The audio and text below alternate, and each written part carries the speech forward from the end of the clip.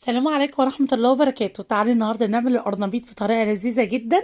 الغلاف ان شاء الله هيبقى معانا كريسبي، والقرنبيط نفسه هيبقى طري معانا بعد الغلاف. طريقة جميلة جدا ولذيذة وسهلة، وتعالوا اقول لكم على شوية تفاصيل بجد وانا متأكدة عمركم ما جربتوها في عمل القرنبيط.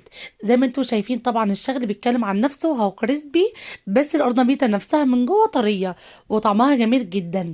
نسمي الله ونصلي على الرسول ونبدأ معاكم حلقتي النهارده في عمل القرنبيط الكريسبي.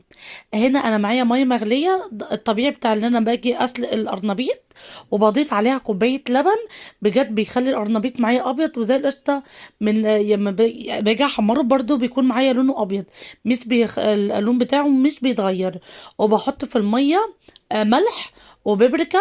لو عندكم كركم بتضيفوا نص معلقه صغيره كركم، وبتظبطي طبعا الملح على حسب الرغبه، واهم حاجه الكمون وكوبايه اللبن.